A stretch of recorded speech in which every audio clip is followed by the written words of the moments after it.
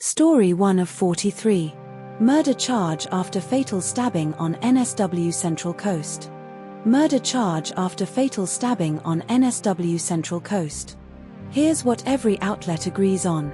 A 42-year-old man was fatally stabbed at Buff Point Avenue, NSW Central Coast, around 8 p.m. on Monday. The victim was treated by paramedics but died at the scene. A 20-year-old man was arrested nearby and charged with murder.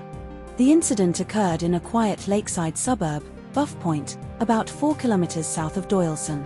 The two men involved were known to each other prior to the altercation. But not all outlets told the same story. ABC states the suspect appeared in court later today, Monday, but News Kamau says the court appearance was on Tuesday. ABC does not mention bail refusal, while News Kamau explicitly states the suspect was refused bail. This story was covered by ABC News and news.com.au. Story 2 of 43. Affordable flight options to Europe in 2026 amid Middle East instability. Affordable flight options to Europe in 2026 amid Middle East instability. Here's what every outlet agrees on. A business-class return flight from Melbourne to London with Etihad in mid-April to early May costs $4,881, nearly $2,000 cheaper than Emirates Premium Economy for the same route and dates. Economy class fares to Europe via Asia-based carriers, e.g., Air China, Malaysia Airlines, Qantas, Turkish Airlines, are comparable to 2025 prices, with examples like Melbourne to London for $1,295, Air China, or Sydney to Paris for $2,167, Malaysia Airlines. Return business class fares with Qantas, Singapore Airlines, Japan Airlines, ANA, or Turkish Airlines start at $12,000 for any time in the next 6 months. China-based carriers and Vietnam Airlines offer sub-$10,000 return business class fares to Europe. Flights via the US, e.g., American Airlines, United, are safer but more expensive, with return economy fares starting at $2,600 in May and business class at $12,664 plus. But not all outlets told the same story. No contradictions found between the two sources as they are nearly identical in content. This story was covered by Sydney Morning Herald and The Age. Story 4 of 43. Israeli death penalty law for Palestinians sparks UN and international condemnation. Israeli death penalty law for Palestinians sparks UN and international condemnation. Here's what every outlet agrees on. The Israeli Knesset passed a new death penalty bill on March 11, 2024, making the death penalty the default sentence for Palestinians in the occupied West Bank convicted of deadly terrorism attacks by military courts.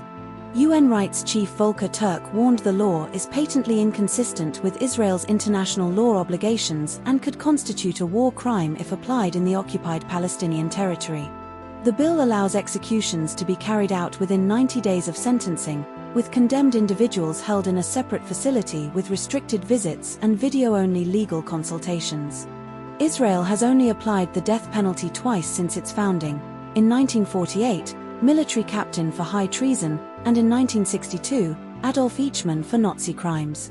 Spain's Prime Minister Pedro Sanchez condemned the law as a step towards apartheid and called it an asymmetric measure with same crime, different punishment. But not all outlets told the same story.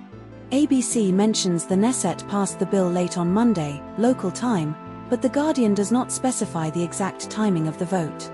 No contradiction in core facts, but ABC emphasizes Spain's broader diplomatic standoff with Israel, including ambassador withdrawal and Iran attacks, while The Guardian focuses more on legal and human rights challenges. This story was covered by ABC News and The Guardian. Story 5 of 43. 2024 boat race results, Oxford women and Cambridge men victories in historic university rowing event. 2024 boat race results, Oxford women and Cambridge men victories in historic university rowing event. Here's what every outlet agrees on.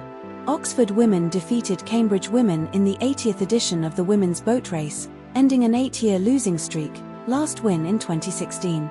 Oxford women won the race by 9.4 seconds in choppy, blustery conditions on the Thames. Annie Anisakis, Australia, was in the bow seat for Oxford and competed in her fourth boat race. Heidi Long, Great Britain, a Paris 2024 Olympic bronze medalist, was the club president and key member of Oxford's winning women's crew. Cambridge men won the men's race by 3.5 lengths and 11.02 seconds, their 89th overall victory, Oxford's 81st. But not all outlets told the same story. ABC states Oxford won the women's race for the 31st time in the 80th edition, while Guardian says Oxford has 31 wins since 1927, implying more editions. ABC reports the men's race was the 171st edition, but Guardian does not specify the edition number for the men's race. ABC mentions Cambridge's 89th win and Oxford's 81st, while Guardian only states Oxford's 31 wins in the women's race without a total count for Cambridge. This story was covered by ABC News and The Guardian. Story 6 of 43. Australian literacy program uses dogs to help children read aloud with confidence. Australian literacy program uses dogs to help children read aloud with confidence. Here's what every outlet agrees on. Tashi is a 10-year-old miniature poodle involved in the Story Dogs literacy program in Australia. Story Dogs operates with 389 dogs across Australia, excluding Northern Territory, as of the article's publication. The program was co-founded by Janine Sigley and Leah Sheldon in regional New South Wales in 2009. Children receive 20-minute one-on-one reading sessions with a story dog and volunteer owner. The program targets children with anxiety, learning difficulties, including ADHD, or limited home reading opportunities. But not all outlets told the same story. No contradictions found between the two Guardian articles. This story was covered by The Guardian. Story 7 of 43. Man accused of bombing Invasion Day rally in Perth faces mental health defence. Man accused of bombing Invasion Day rally in Perth faces mental health defence. Here's what every outlet agrees on. Liam Alexander Hall, 32, is accused of throwing a homemade explosive device into a crowd at an Invasion Day rally in Perth CBD on January 26, 2026. The device contained a glass container filled with liquid, screws, and ball bearings, or nails, and was encased in an Elsa-themed sock from *Frozen Star. Hall is charged with engaging in a terrorist act, intent to harm, and making possessing explosives under suspicious circumstances. Hall is being held at Perth's Frankland Centre for a psychiatric assessment, with a Section 27, insanity, defence potentially raised by his lawyer Simon Freitag. Hall's next court hearing is scheduled for May 26, with an 8-week adjournment requested for a psychiatric report. But not all outlets told the same story. Newscomau mentions the device contained screws and ball bearings, while ABC and The Guardian mention screws and nails, no consensus on nails. ABC states Hall did not appear in person at the court hearing on Tuesday, but Newscomau and The Guardian do not specify his physical presence. The Guardian notes Hall was scheduled to appear via video link but did not, while Newscomau and ABC do not mention the video link detail. This story was covered by ABC News, The Guardian, and news.com.au. Story 8 of 43. Westpac CEO warns of Australian recession risks amid inflation and geopolitical tensions. Westpac CEO warns of Australian recession risks amid inflation and geopolitical tensions. Here's what every outlet agrees on.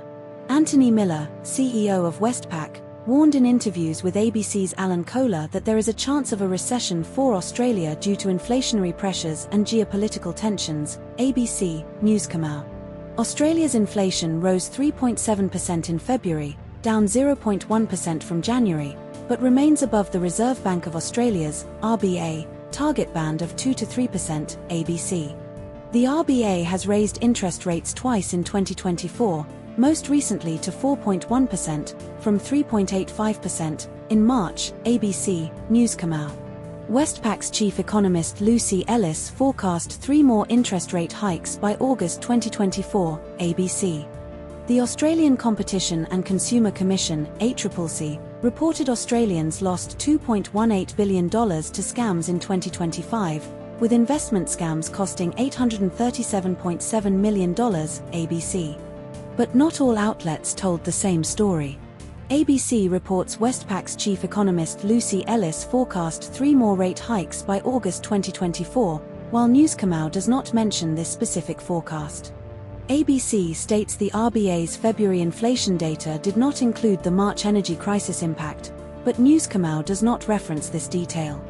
ABC highlights that Westpac's fixed rate hike was part of a broader bank-wide adjustment, implied by context, whereas Newscomm focuses on the market-wide shift without specifying Westpac's role beyond the headline. This story was covered by ABC News and news.com.au. Story 9 of 43. Fair Work Commission abolishes junior pay rates for young Australian workers aged 18 to 20. Fair Work Commission abolishes junior pay rates for young Australian workers aged 18 to 20. Here's what every outlet agrees on. The Fair Work Commission scrapped discounted pay rates for young adult workers aged 18 to 20 in retail, fast food, and pharmacy sectors. About 500,000 young Australians will be affected by the wage increase, including those working at Coles, Woolworths, McDonald's, and Hungry Jack's. Under the previous system, 18-year-olds were paid 70% of the adult rate, 19-year-olds 80%, and 20-year-olds 90%. Junior pay rates will remain in place for workers under 18 years old. The wage changes will be phased in over 4 years. But not all outlets told the same story. SBS does not mention the pharmacy sector as affected, while The Guardian explicitly states the decision applies to retail, fast food, and pharmacy sectors. SBS does not provide any quotes from unions, treasurers, or employer groups, while The Guardian includes detailed quotes from Gerard Dwyer, Jim Chalmers, and employer arguments. This story was covered by The Guardian and SBS News. Story 10 of 43. St Kilda AFL player Lance Collard faces tribunal for alleged homophobic slur during VFL match. St Kilda AFL player Lance Collard faces tribunal for alleged homophobic slur during VFL match. Here's what every outlet agrees on. Lance Collard, 21, is a St Kilda forward facing a disciplinary tribunal for an alleged homophobic slur during a VFL match against Frankston in Round 2.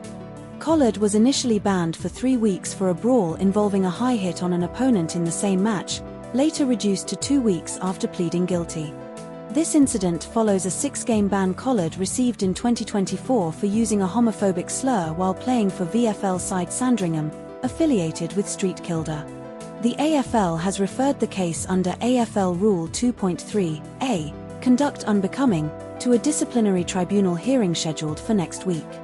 Collard allegedly used the slur during a heated exchange with another player in the VFL match against Frankston last week. But not all outlets told the same story. No contradictions found between the two sources on core factual claims.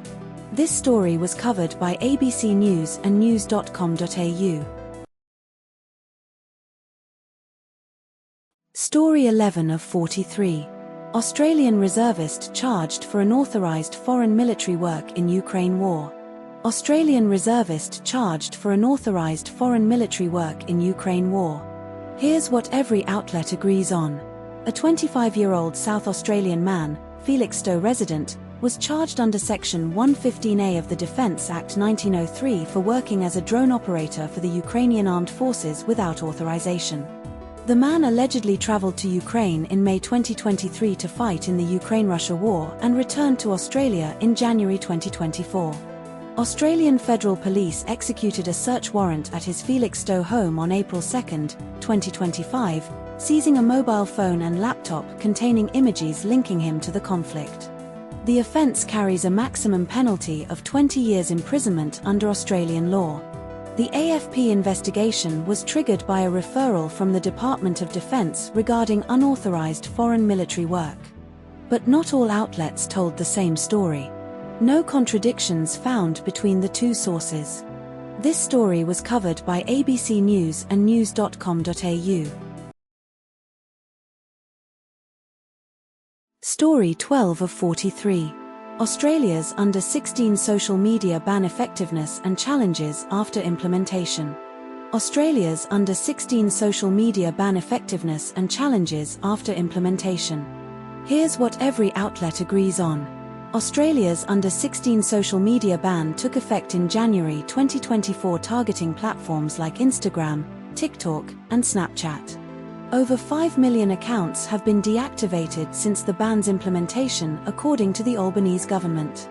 The eSafety Commissioner's February 2024 report found that 70% of teens aged under 16 remain on banned platforms. Facial age estimation technology has higher error rates for children near the 16-year age threshold, as noted by eSafety. The Australian government has filed a defence in a High Court challenge from a digital rights group regarding the ban's validity. But not all outlets told the same story. Article 1 states the ban has had unintended side effects for the government's anti-vaping campaign, while Article 2 does not mention this specific issue. Article 1 reports that platforms asked under 16 users to adjust their age via facial recognition rather than deactivating accounts, but Article 2 does not provide this specific detail. Article 1 highlights that 66% of parents said platforms did not request age verification, while Article 2 focuses on broader systemic failures without quantifying parental complaints. This story was covered by The Guardian. Story 13 of 43. Columnist Ross Gittins recounts his 44-day ICU stay and near-death heart surgery experience. Columnist Ross Gittins recounts his 44-day ICU stay and near-death heart surgery experience. Here's what every outlet agrees on. Ross Gittins suffered uncontrollable shaking during a Danube cruise in October, initially diagnosed as bronchitis by an onboard doctor. Gittins underwent an 8-hour heart surgery called a commando procedure or unidentified flying object operation to repair his heart valves.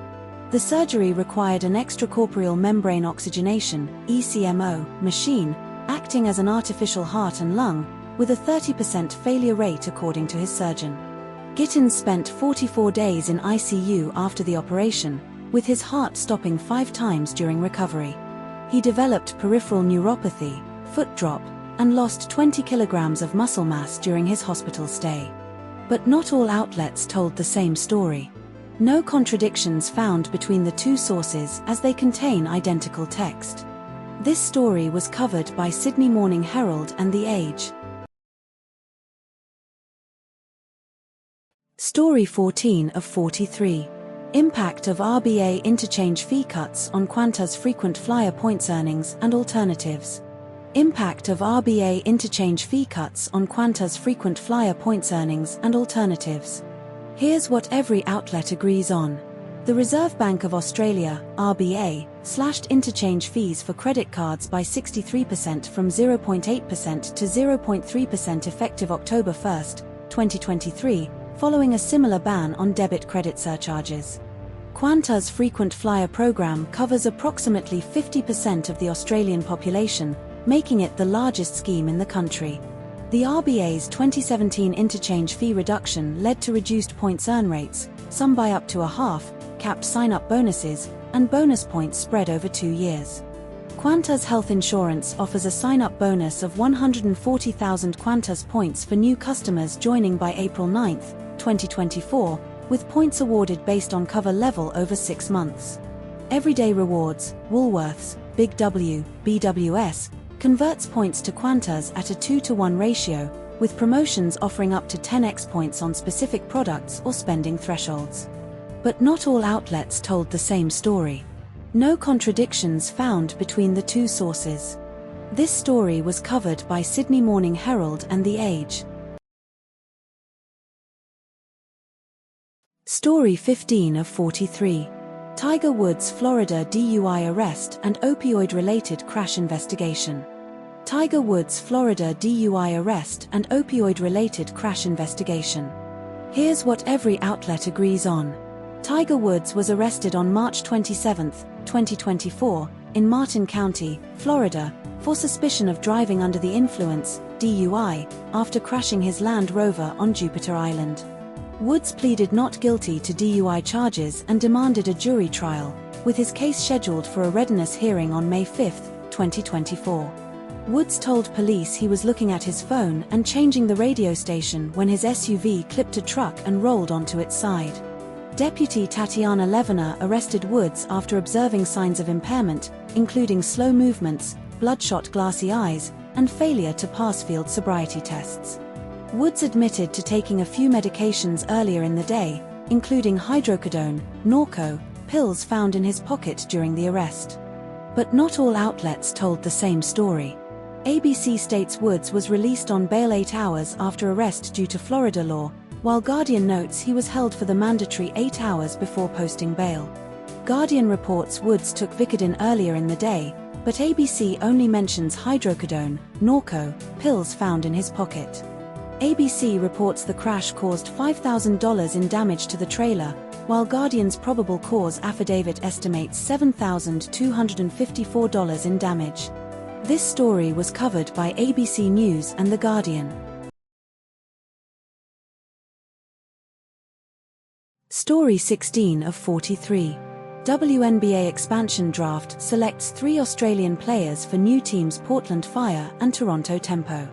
WNBA expansion draft selects 3 Australian players for new teams Portland Fire and Toronto Tempo. Here's what every outlet agrees on. Nyadu Puok was selected by the Portland Fire in the WNBA expansion draft as the 16th overall pick. Chloe Bibby was selected by the Portland Fire as the 11th overall pick in the expansion draft. Christy Wallace was selected by the Toronto Tempo as the 21st overall pick, ABC, 23rd, but Guardian says 23rd is Brondello's pick, corrected to 21st per ABC's Wallace's pick. Portland Fire and Toronto Tempo are the 14th and 15th WNBA teams respectively. The WNBA season begins on May 8, 2024, after the draft on April 13. But not all outlets told the same story. The Guardian says Christy Wallace was selected as the 23rd overall pick by Toronto Tempo, but ABC states she was the 21st overall pick. The Guardian mentions Julie Alamand was selected by Toronto Tempo with its first pick, but ABC does not mention this selection. The Guardian states the salary cap increase is $7 million, 10 million Australian dollars, from $1.5 million, 2.1 million Australian dollars, while ABC uses $7 million US dollars, 1.5 million US dollars, without Australian dollar conversion. This story was covered by ABC News and The Guardian. Story 17 of 43. Climate change threatens extinction of superb fairy wren within 30 to 40 years. Climate change threatens extinction of superb fairy wren within 30 to 40 years. Here's what every outlet agrees on. Researchers predict the superb fairy wren species could go extinct between 2059 and 2062 due to climate change impacts, based on intermediate and very high greenhouse gas emission scenarios. The superb fairy wren population at the Australian National Botanic Gardens experienced a 50% mortality rate in 1 year, 2024, the largest loss recorded in a single 12-month period. Another group of superb fairy wrens, 8 kilometers away in Mount Ainslie foothills, recorded a 70% mortality rate over the winter of 2025. The study was published in the journal Nature and involved researchers from Australian National University, James Cook University, and Hainan University. The superb fairy wren was named Australia's favourite bird in contests conducted by The Guardian in 2013 and 2021. But not all outlets told the same story. ABC states the study was published after a 50% mortality rate was revealed in 2024, while The Guardian does not specify the exact year of the mortality revelation. ABC mentions the study was based on predictions about the effects of climate change in the coming decades, while The Guardian emphasizes the study's focus on observed impacts of changing weather. ABC highlights the pied currawong's decline as a potential positive for fairy wrens, but The Guardian does not mention this detail. This story was covered by ABC News and The Guardian. Story 18 of 43. Desi Freeman's 7-month manhunt, final shootout, and investigation into his accomplices. Desi Freeman's 7-month manhunt, final shootout, and investigation into his accomplices. Here's what every outlet agrees on. Desi Freeman, 56, born Desmond Philby, killed Detective Leading Senior Constable Neil Thompson, 59, and Senior Constable Vadim de Wart-Hottet, 35, on August 26, 2025, during a police raid on his Pawnpunker property over child sexual abuse allegations.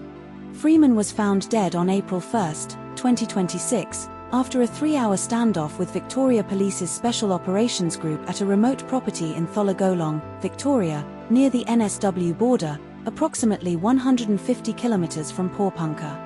Freeman was shot more than 20 times by police officers, including snipers, and a Special Operations Group dog was unleashed during the operation.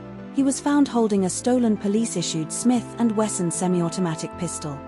Victoria Police Chief Commissioner Mike Bush stated Freeman must have had help to survive 7 months in the bush, and investigators are tracking backwards to identify accomplices.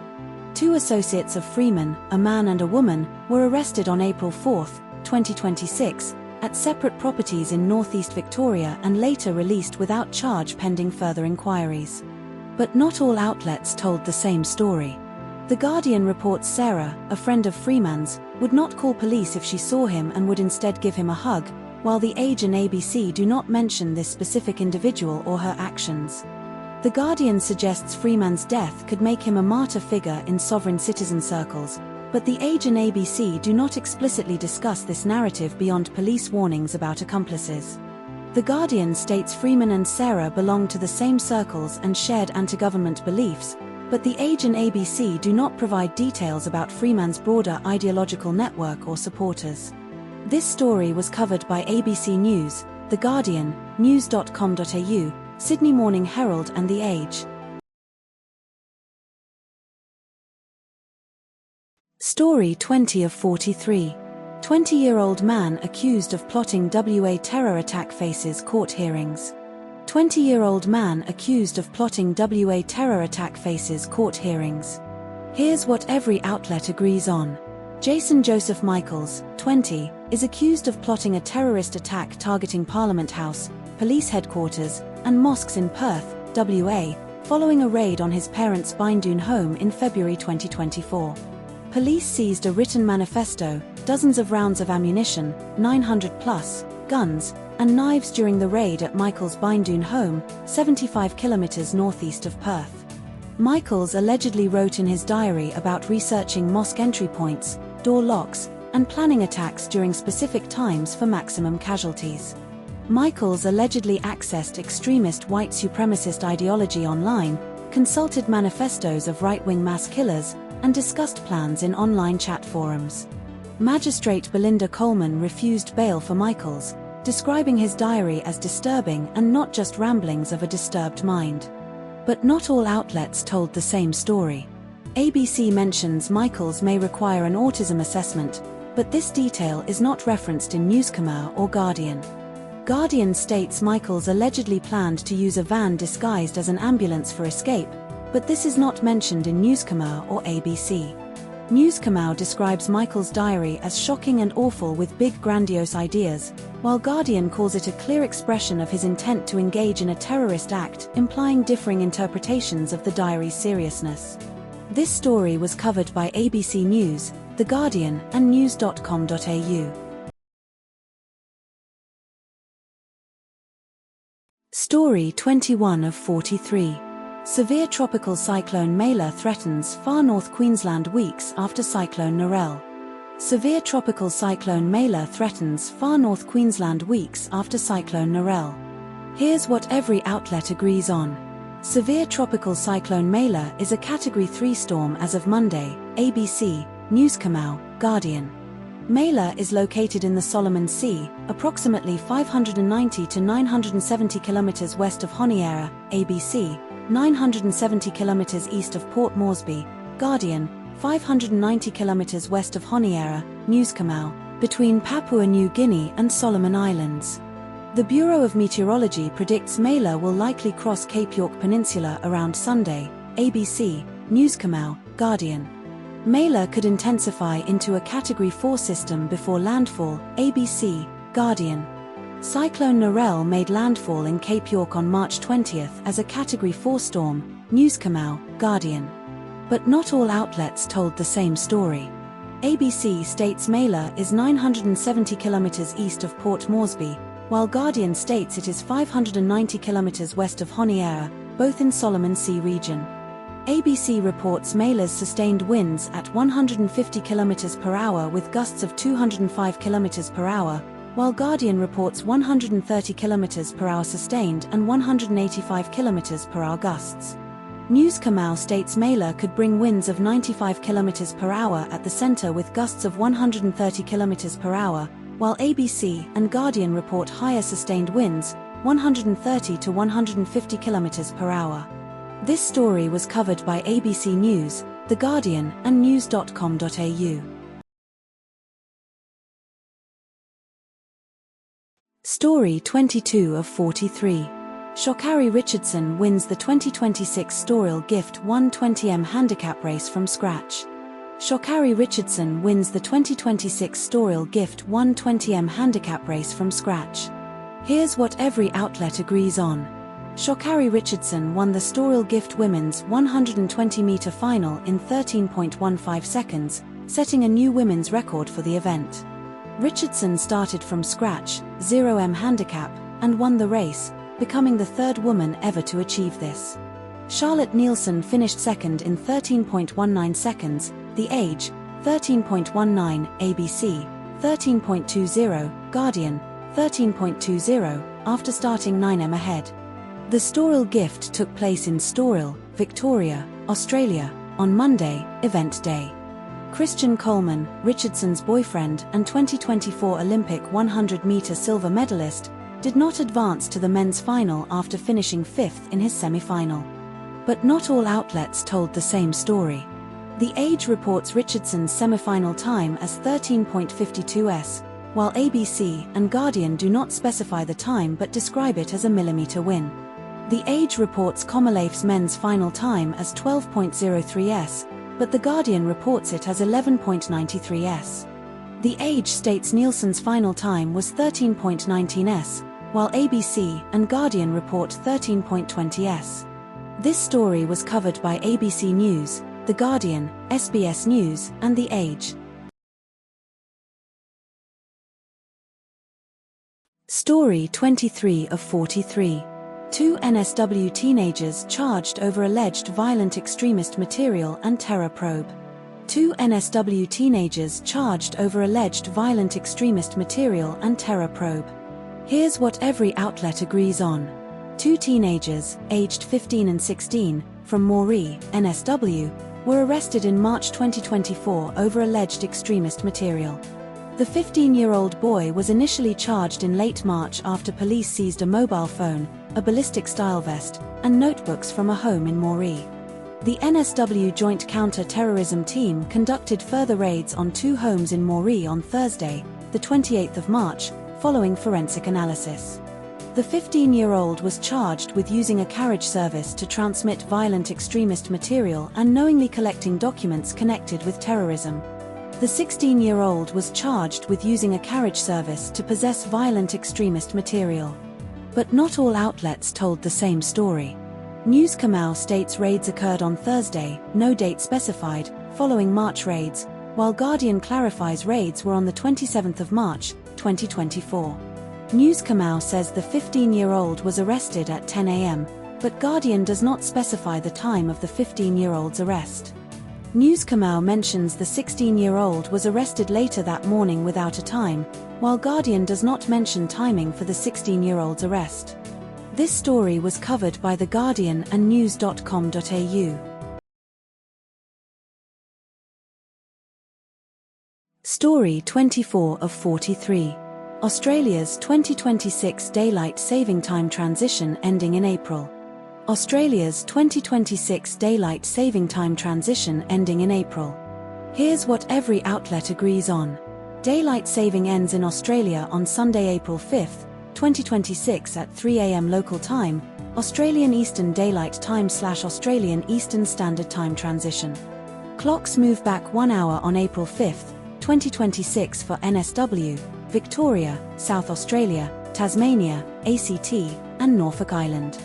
Queensland, Western Australia, Northern Territory, Christmas Island, and Cocos, Keeling, Islands do not observe daylight saving. The time change affects over 20 million people across participating states and territories. Daylight saving returns on Sunday, October 4, 2026 for the same regions. But not all outlets told the same story.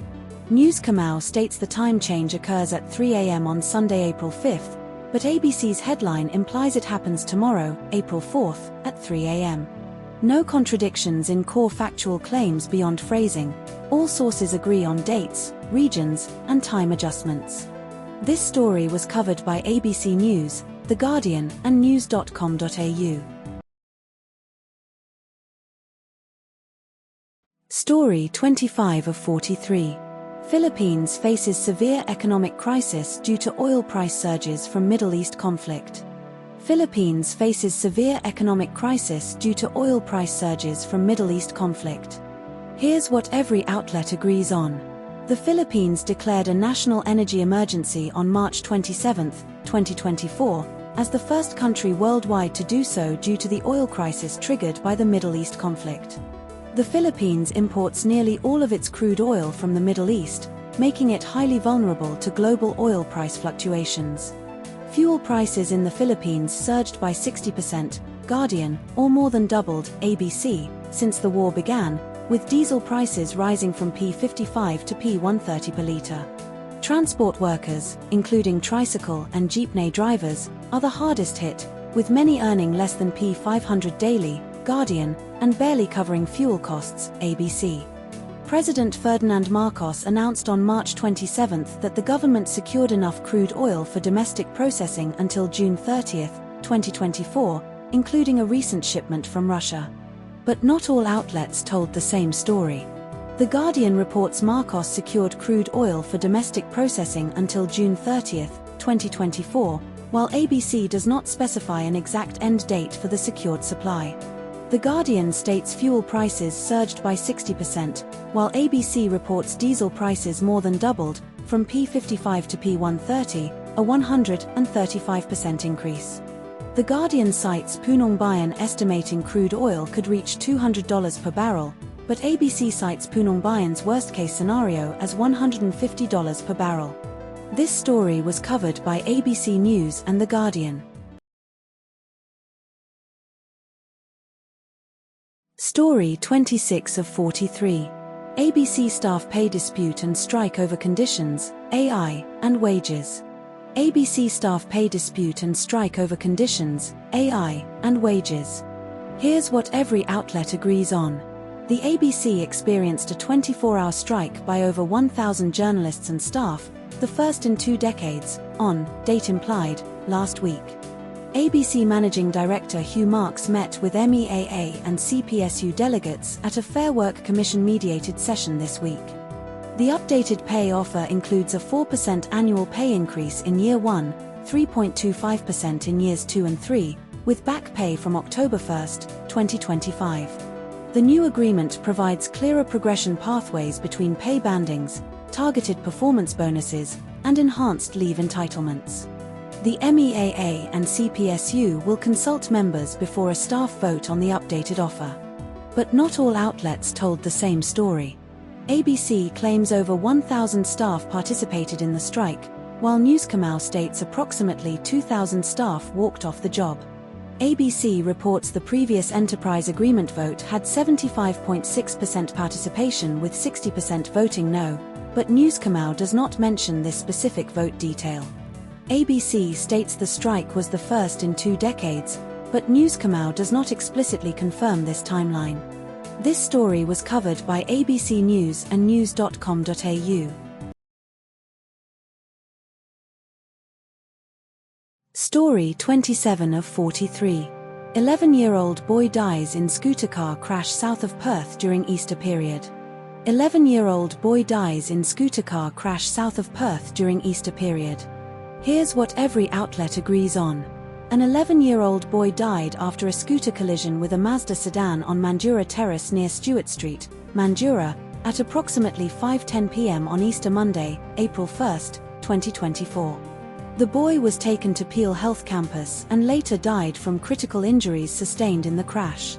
A 46-year-old man driving the Mazda sedan stopped at the scene and is assisting police with inquiries.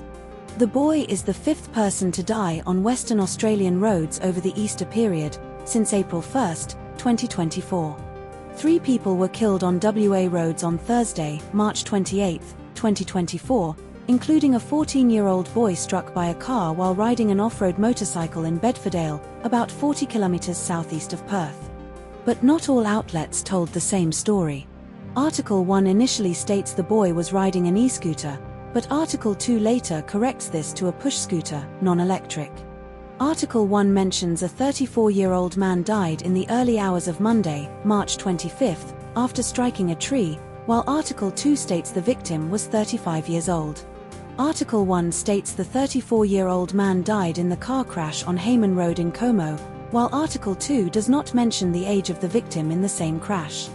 This story was covered by ABC News. Story 28 of 43. Mouse plague crisis threatening WA grain crops and communities. Mouse plague crisis threatening WA grain crops and communities. Here's what every outlet agrees on. CSIRO Research Officer Steve Henry reported mouse numbers exceeding 2,000 to 800 per hectare in WA cropping zones, Midwest, Wheatbelt, Goldfields Esperance, as of 2024, with 4,000 burrows hectare documented by farmers.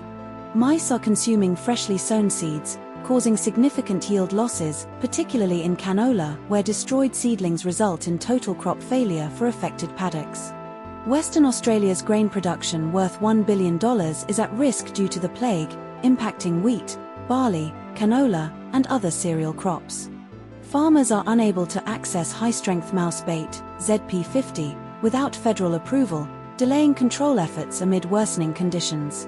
Recent cyclonic rains and warm temperatures are accelerating mouse reproduction, with breeding cycles producing 6 to 10 offspring every 19 to 21 days from 6-week-old females. But not all outlets told the same story. Newscomer reports up to 8,000 mice hectare in some paddocks, while ABC's Steve Henry flags 200 to 300 mice hectare as a cause for concern. No direct ABC mention of 8,000 hectare. Newscomer states farmers are seeing 4,000 burrows hectare, but ABC does not reference burrow counts specifically. ABC implies ZP50 access issues are a broader supply problem, fuel shortages, reduced paddock movements, while Newscomer frames it strictly as a federal approval delay. This story was covered by ABC News and news.com.au. Story 29 of 43. Australian government's fuel excise cut and its impact on petrol prices amid Middle East conflict. Australian government's fuel excise cut and its impact on petrol prices amid Middle East conflict. Here's what every outlet agrees on. The federal government halved the fuel excise by 26.3 cents per litre on April 1, 2025, effective until June 30, 2025, ABC, Newscomer, Guardian, ABC. The excise cut was announced to ease rising fuel prices caused by the Middle East conflict, particularly the Iran war, ABC, Newscomer, Guardian, ABC. Average unleaded petrol prices across Australia dropped by 21.2 cents per litre on the first day of the excise cut, ABC, Guardian, ABC. Diesel prices also fell, with Adelaide recording a 21.3 cent drop, Guardian, ABC, Newscomer. The federal government expects the full benefit of the excise cut to take 1 to 2 weeks to flow through to retail prices, ABC, Newscomer, ABC. But not all outlets told the same story. Article 1, ABC, states that diesel price reductions were not immediate or as significant as for petrol, while Article 4, Guardian, reports diesel prices dropped by 21.3 cents in Adelaide and 20+ cents elsewhere. Article 2, Newscomer, claims the excise cut would take some time to flow through due to wholesale pricing, But Article 4, Guardian, reports prices dropped immediately in some cities, contradicting the expected delay. Article 5, ABC, states the excise cut would take weeks to fully pass through, while Article 10, ABC, reports prices began falling quicker than expected within days. This story was covered by ABC News, The Guardian, and news.com.au. Story 30 of 43. 3 men charged in Sydney gym shooting incident involving masked gunmen and cloned plates. 3 men charged in Sydney gym shooting incident involving masked gunmen and cloned plates. Here's what every outlet agrees on. 3 men aged 40, 32, and 38 were charged over a shooting outside a gym in Gregory Hills, Sydney, on December 5, 2025. A 48-year-old man was allegedly fired upon with 12 rounds outside the gym at Steer Road, Gregory Hills, at 8:30 a.m. on December 5, 2025. The alleged shooters escaped in a red Range Rover SUV with cloned number plates, which was later found in bushland near Macquarie Grove Road, Cobbitty. Police recovered clothing, masks, cloned number plates, and 2 pistols from the scene in Cobbitty. The 40-year-old and 32-year-old men were arrested on Monday, May 2025, at Parramatta and Burwood respectively, charged with shoot at with intent to murder and acquiring a pistol under a firearms prohibition order. But not all outlets told the same story. ABC names the alleged target as Stephen Halliby, but News Kamau does not mention his name. ABC specifies the 40-year-old was arrested at 6:10 a.m. during a search warrant execution, while News Kamau only states he was arrested at 6 a.m. without specifying the time of the search warrant. ABC mentions the 38-year-old was charged with participate in a criminal group and contribute criminal activity, but News Kamau does not specify these exact charges beyond the general intent to murder charge. This story was covered by ABC News and news.com.au. Story 31 of 43. Australian PM Anthony Albanese addresses nation on fuel crisis amid Middle East war. Australian PM Anthony Albanese addresses nation on fuel crisis amid Middle East war. Here's what every outlet agrees on. Anthony Albanese delivered a national address to Australians on Wednesday evening, 7 p.m. Australian Eastern Daylight Time, via live TV and radio broadcast, the first by a Prime Minister in 6 years. The address focused on Australia's fuel crisis caused by the Middle East conflict, with Albanese urging Australians to conserve fuel and use public transport where possible. The government halved the fuel excise, 26 cents per litre, for 3 months, effective immediately, and suspended the heavy vehicle road user charge to zero for the same period. Australia's fuel reserves currently hold about 39 days worth of petrol, 30 days worth of diesel, and 30 days worth of jet fuel. The government has released 6 days worth of petrol and 5 days worth of diesel from its emergency stockpile to address shortages. But not all outlets told the same story. The Guardian and ABC both report Albanese's address was criticised for lacking substance, but The Guardian frames it as a mixed message while ABC calls it an Instagram reel or content-free. The Guardian and ABC both note Albanese's message to drive normally this Easter but switch to public transport later risks echoing Morrison's early COVID advice, but only ABC explicitly calls it conflicting. The Guardian and ABC report Albanese's address was the first in 6 years, but The Guardian notes it was the first since the Queen's death, 2022, while ABC clarifies it was since Morrison's COVID address in 2020. This story was covered by ABC News, The Guardian, news.com.au, Sydney Morning Herald and The Age. Story 32 of 43. Legal and political dispute over Trump's $400 million White House ballroom project and East Wing demolition. Legal and political dispute over Trump's $400 million White House ballroom project and East Wing demolition. Here's what every outlet agrees on. Federal Judge Richard Leon issued a preliminary injunction on March 19, 2025, halting construction of Trump's $400 million White House ballroom without congressional approval, ruling no statute gives the president the authority he claims. The National Trust for Historic Preservation filed a federal lawsuit in December 2024 to block the ballroom, arguing Trump violated laws by demolishing the East Wing without review. The National Capital Planning Commission, NCPC, received over 35,000 public comments opposing the ballroom, with the majority condemning the East Wing demolition, mentioned in Guardian articles 1 and 3.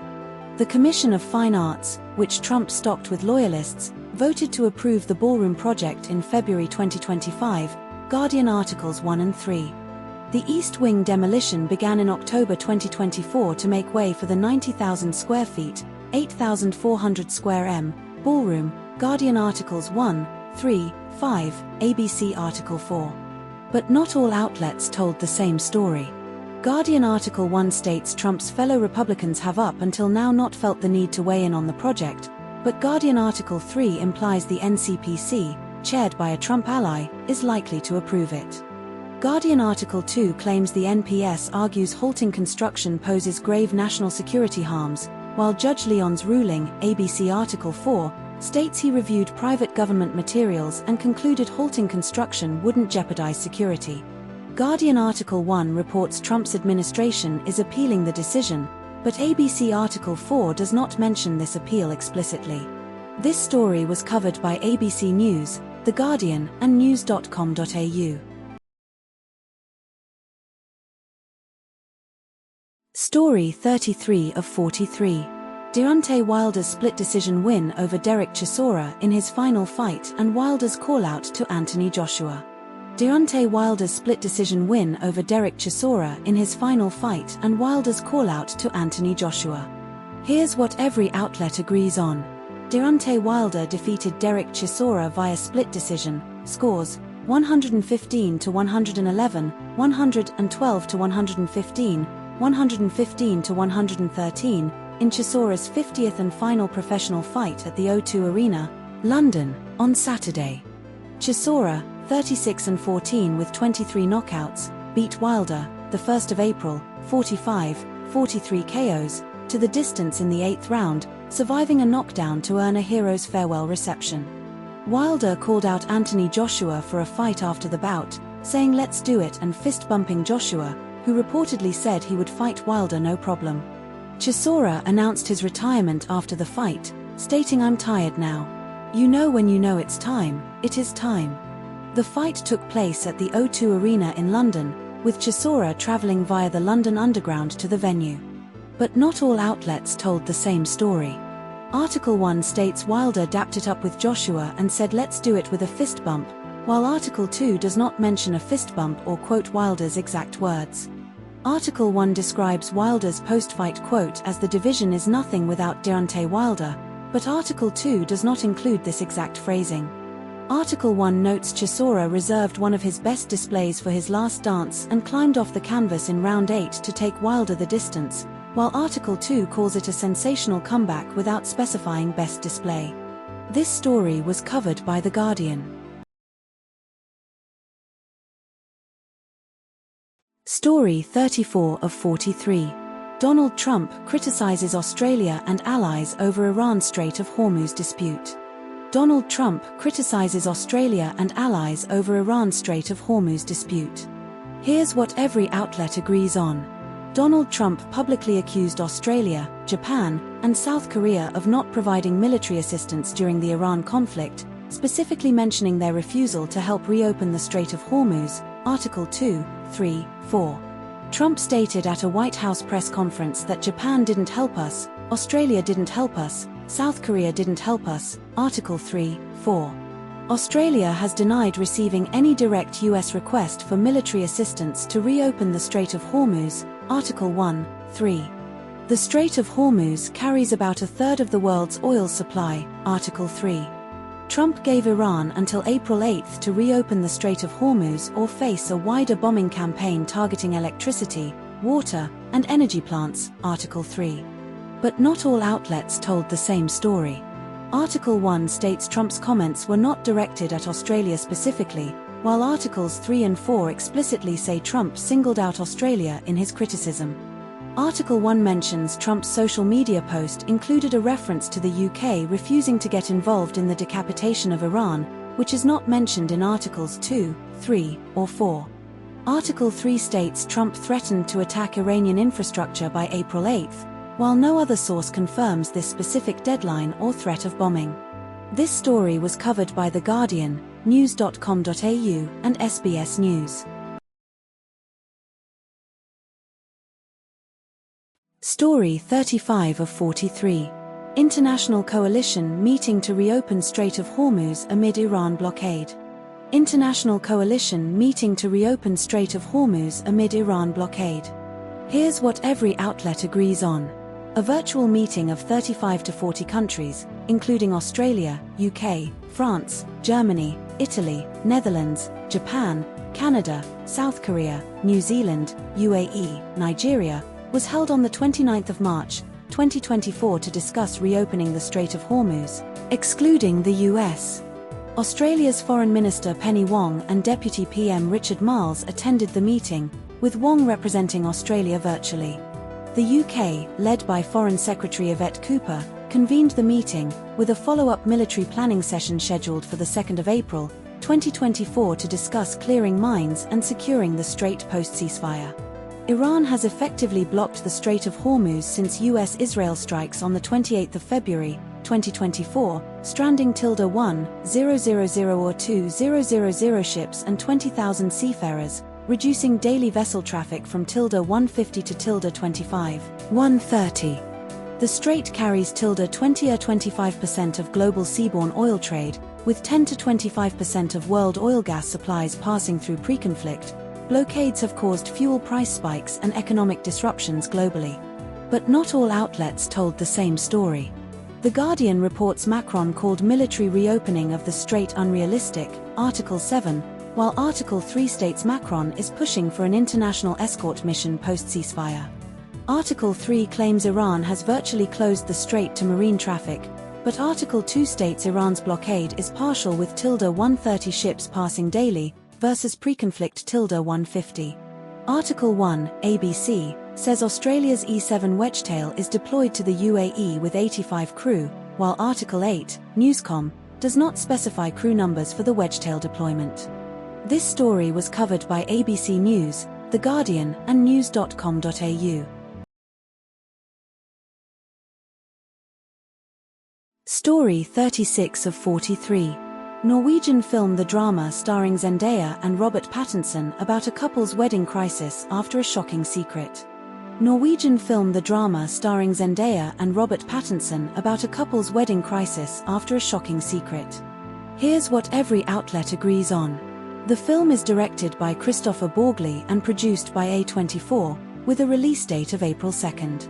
Zendaya plays Emma, a 30-year-old woman who reveals she planned a school shooting as a teenager but never carried it out. The secret involves Emma's partial deafness caused by accidentally discharging a rifle near her ear during practice. The film's premise revolves around a game of worst thing you've ever done played by the couple and their friends before the wedding. Emma's teenage flashbacks include her father's assault rifle and a room filled with gangster rap posters. But not all outlets told the same story. ABC describes the film's ending as unusually cheesy and oddly empathetic, while The Guardian, second article, calls it cynical and off-putting.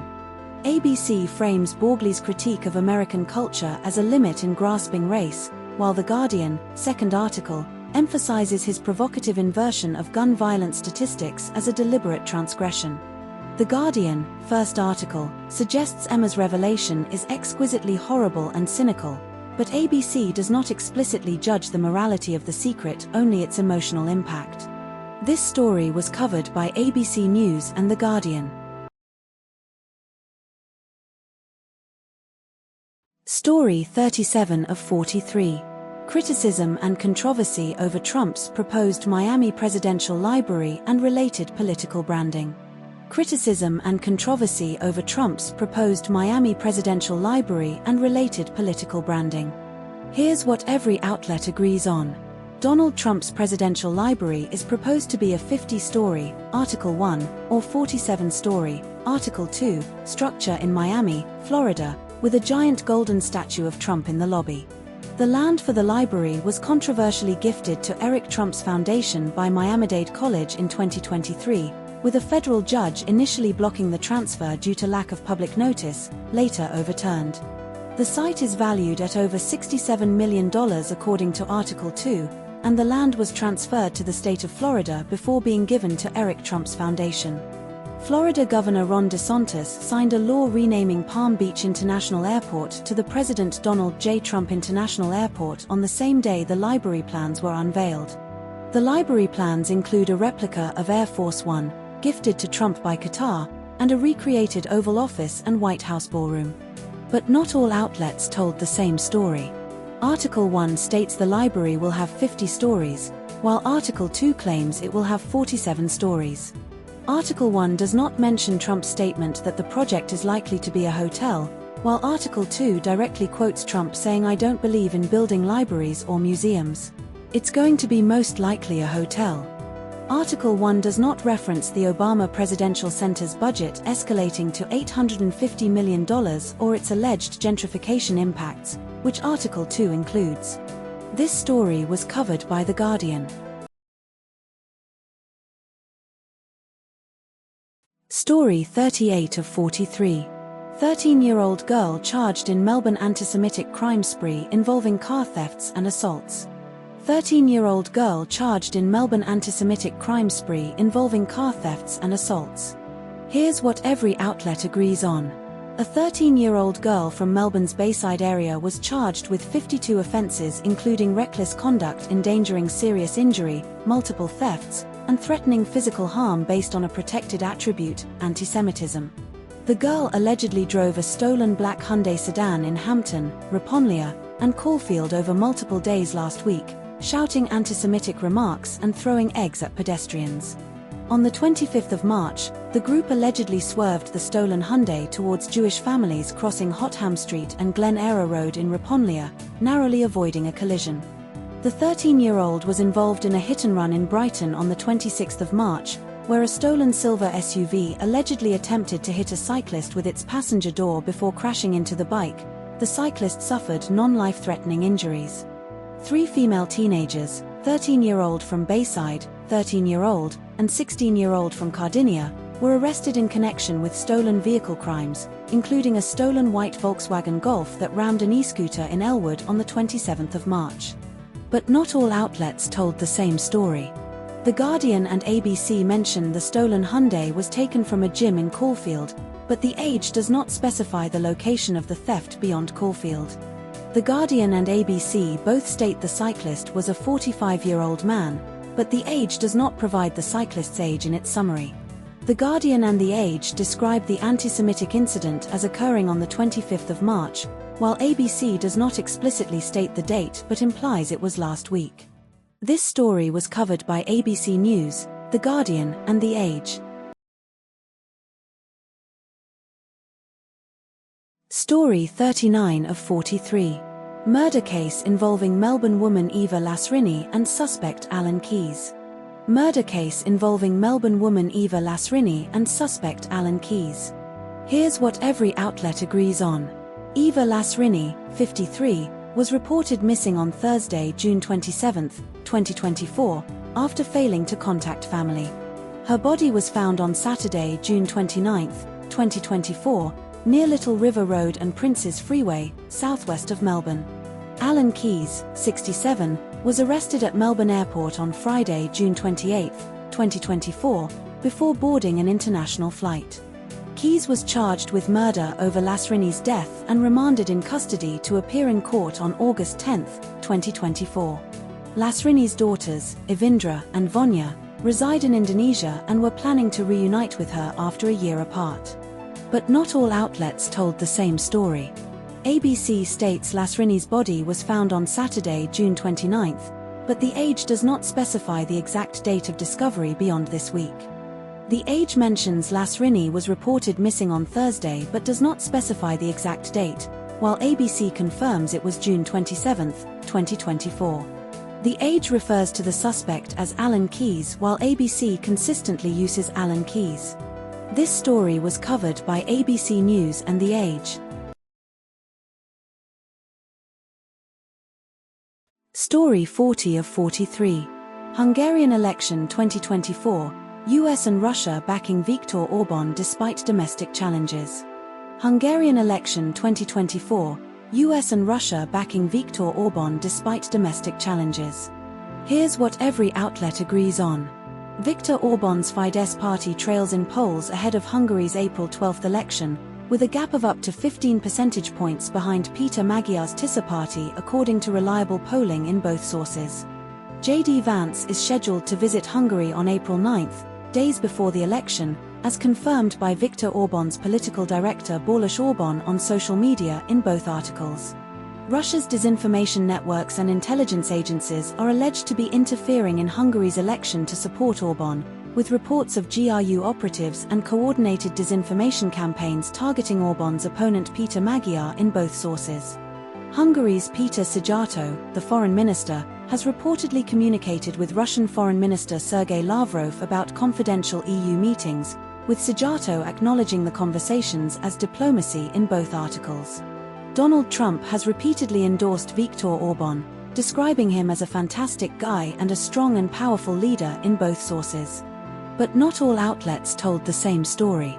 Article 1 states that Orban once described Hungary as a petri dish for illiberalism, while Article 2 does not mention this quote or Orban's past self-characterization. Article 1 claims Orban's Fidesz party trails behind the centre-right Tisza party led by Peter Magyar, but Article 2 does not explicitly state the exact polling gap, only that it is up to 15 percentage points without naming the exact source of the gap. Article 1 attributes the idea that US-Russia alignment is ironic due to Orban's illiberalism to Jeremy Shapiro, European Council on Foreign Relations, while Article 2 does not reference this specific quote or analyst. This story was covered by The Guardian. Story 41 of 43. Former Australian soldier Ben Robert Smith arrested over alleged Afghanistan war crimes. Former Australian soldier Ben Robert Smith arrested over alleged Afghanistan war crimes. Here's what every outlet agrees on. Ben Robert Smith was arrested on Tuesday at Sydney Airport by Australian Federal Police, AFP, and the Office of the Special Investigator, OSI, in relation to alleged war crimes in Afghanistan. He is expected to face 5 counts of war crime murder in relation to deaths of Afghan civilians and detainees between 2009 and 2012. Robert Smith was awarded the Victoria Cross in 2010 for Most Conspicuous Gallantry during the Battle of Tizak in Afghanistan. A defamation trial in 2023 found to the civil standard of balance of probabilities that Robert Smith committed 4 murders of unarmed civilians and detainees in Afghanistan, including ordering the execution of an elderly man with a prosthetic leg and a man named Ali Jan, kicked off a cliff and then shot. Robert Smith lost his defamation appeal in the federal court in May 2023 and the High Court refused his leave to appeal in September 2023. But not all outlets told the same story. The Guardian and SMH The Age described the 2012 incident where Robert Smith allegedly kicked Ali Jan off a cliff and ordered his execution, but ABC only mentions the charges without detailing the specific incident. The Guardian and SMH The Age mention the 2009 execution of an elderly man with a prosthetic leg, while ABC only lists the charges without specifying the prosthetic leg detail. The Guardian and SMH The Age report that Robert Smith was arrested at Sydney Airport after arriving on QF 515 from Brisbane, but ABC does not mention the Brisbane origin of the flight. This story was covered by ABC News, The Guardian, news.com.au, SBS News, Sydney Morning Herald and The Age. Story 42 of 43. Australia's fuel supply crisis amid Middle East conflict and global shipping disruptions. Australia's fuel supply crisis amid Middle East conflict and global shipping disruptions. Here's what every outlet agrees on. 53 to 55 ships carrying crude oil and refined fuels are scheduled to arrive in Australia in April, with cargoes originating from the United States, South America, Africa, and Asia, Thij, ABC, SMH. Energy Minister Chris Bowen reported 410 service stations across Australia were without diesel and 193 without petrol as of late April, Thij, ABC. Australia's fuel demand is approximately 4.5 billion litres per month, ABC. The federal government has underwritten the purchase of spot fuel cargoes via Export Finance Australia to mitigate risks for smaller importers, THEJ. The Albanese government announced a 32-cent per litre reduction in fuel excise until June 30th, using revenue from a 26.3-cent cut, ABC. But not all outlets told the same story. ABC reported 145 stations without unleaded petrol, while THEJ and SMH reported 193, ABC discrepancy. ABC stated 410 stations were without diesel, but THEJ and SMH did not specify regional breakdowns beyond Bowen's general statement, potential inconsistency in focus. ABC highlighted that 6 out of 81 scheduled tankers were cancelled deferred, while THEJ and SMH did not mention this specific cancellation rate, ABC's additional detail. This story was covered by ABC News, Sydney Morning Herald and The Age. Story 43 of 43. Australian court rules on extradition of ex-Pinochet agent Adriana Rivas to Chile for kidnapping charges. Australian court rules on extradition of ex-Pinochet agent Adriana Rivas to Chile for kidnapping charges. Here's what every outlet agrees on. Adriana Elcira Rivas, now in her 70s, is accused of participating in the disappearances of 7 people in 1976 while working for Augusto Pinochet's secret police force. Rivas emigrated to Australia in 1978 and worked as a nanny in Bondi, Sydney, before being arrested in February 2019 by New South Wales Police at Chile's request. She has been in custody for 7 years while resisting extradition attempts to Chile for 7 counts of aggravated kidnapping. Justice Michael Lee dismissed her legal challenge, stating the offences were consistently identified as aggravated kidnapping, not crimes against humanity. Rivas denies the allegations and argues extradition would subject her to trial for crimes against humanity, which she claims were mischaracterized. But not all outlets told the same story. The Guardian states Rivas has been in custody for 7 years resisting extradition, while ABC clarifies she has been in custody for 7 years since her arrest in 2019 implying a shorter total time. The Guardian mentions the Chilean ambassador and consul general were present during the decision, but SBS does not mention their presence. ABC describes Rivas as 72 years old, while The Guardian states she is in her 70s, no exact age provided. This story was covered by ABC News, The Guardian and SBS News.